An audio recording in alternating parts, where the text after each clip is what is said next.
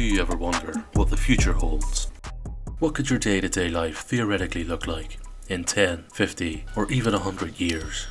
The further out the future, the harder it is to predict what normal life will look like, but that doesn't stop futurists trying to predict transport, fashion, technology, or general aesthetic stylings. Retrofuturism is a vision of the future, but from the past. The film and gaming industry has a long history of showcasing their depictions of the future, and that's what we're going to take a look at today. What I'm particularly interested in, for this short video at least, are visions of the future, beginning from the late 60s, right up to the late 80s, as shown in cinema. Then, let's have a look at how various video games depict their versions of the future.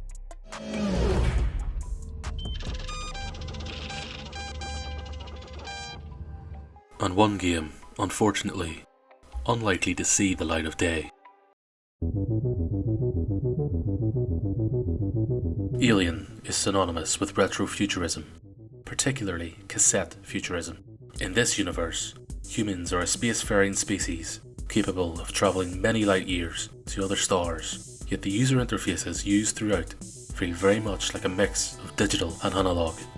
Crews seemingly dependent on physical storage mediums like cassettes, with feedback served through monochrome, vector-style graphics on CRT displays.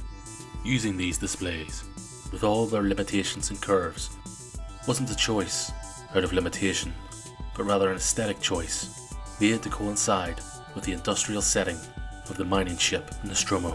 It's worth pointing out that Kubrick's 2001 came out 11 years earlier and imagines that individuals in the future will have access to completely flat, high-resolution panels, but we'll move on to that shortly. Finally, let's talk about the use of iconography. Influential iconography designed by the legendary set designer Ron Cobb. Cobb would design what's known as the semiotic standard, a series of icons specifically for the film, referring to features such as pressurized area, bulkhead, laser, and my favourite, coffee. I could honestly spend a whole 10-minute video talking about just how cool these icons are, the significance of them, certainly throughout sci-fi movies. Maybe that's something that I'll discuss in a future video. If you were dropped into the distant future without any labelling, would you be able to tell what any of these icons mean? If you'd like to check out more about semiotics, have a look at my other video, You Can't Solve This Design Problem. Open the pod bay doors, Hal. I'm sorry, Dave. I'm afraid I can't do that. Did you know science fiction writer and futurist Arthur C. Clarke predicted that geostationary satellites would become an integral part of telecommunications, or that he predicted the internet in 1964? Of course, there are many predictions that he made that didn't see the light of day, but those that he did get correct are hugely important to the continued technological progress of our species. Clarke co-wrote the screenplay for the classic film 2001 A Space Odyssey. He also wrote the novel alongside the movie. The film is noted for its depiction of space travel in the future, as well as the design language used throughout, and unique, certainly in 1968, dedication to minimalist aesthetics.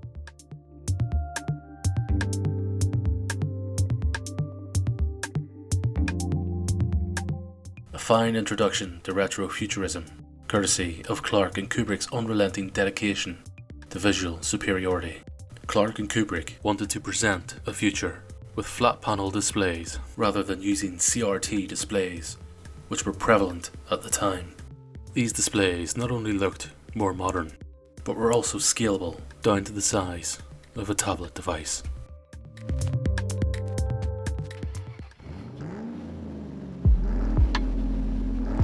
Like Alien that preceded it, Akira is another wonderful example of cassette futurism. Released in 1988 in Japan, Akira showcases an incredible collection of hand-drawn, digital user interfaces throughout, a number of which resemble the user interfaces used in 2001 A Space Odyssey.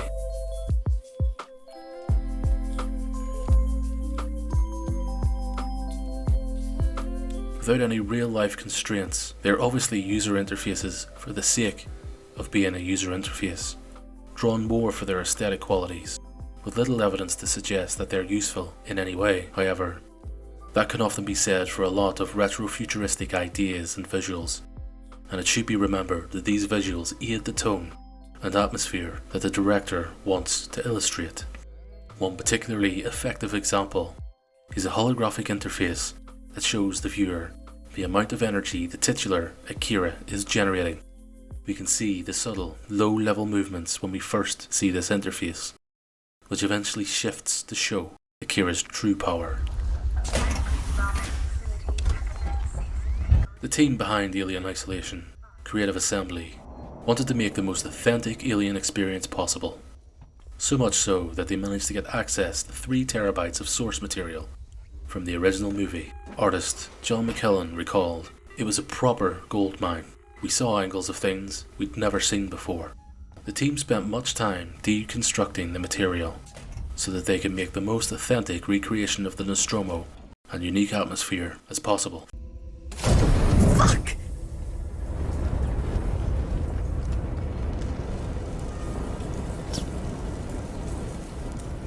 Following Alien's lead, the team at Creative Assembly opted to go to great lengths to depict a lo-fi version of the future.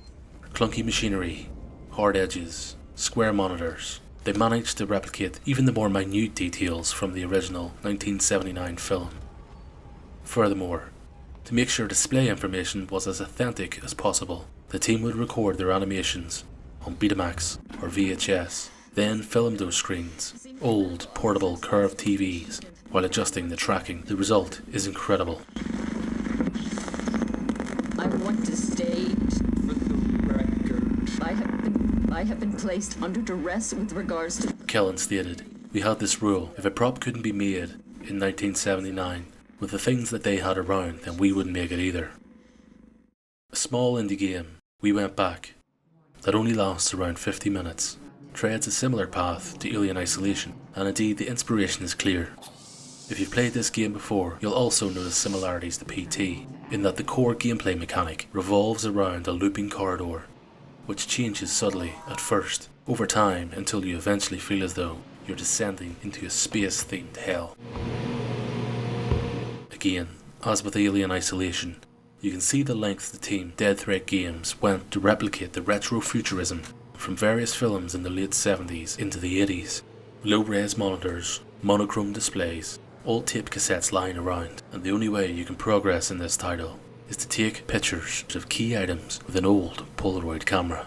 A fitting tribute to cassette futurism and an authentically creepy experience all around. Dynamically changing environments, escape room style gameplay, all bundled up in a lovely nod to 1970s retrofuturism.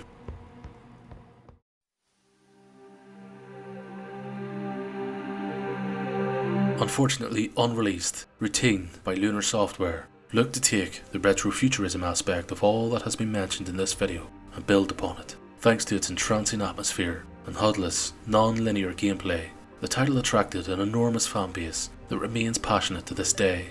The dedicated subreddit, whilst becoming less populated as time goes on, still has die-hard fans, begging developers to release any sort of progress statement. Like the environments of Routine, however, there's been nothing but radio silence. Set on board an abandoned lunar station, it's your job to investigate the disappearance of the team.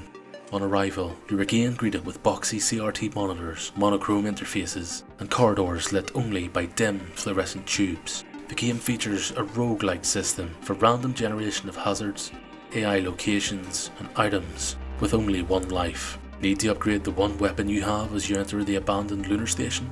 Upgrade it with a set of floppy disks. A respectable homage to futurism, and a real shame if it doesn't see the light of day.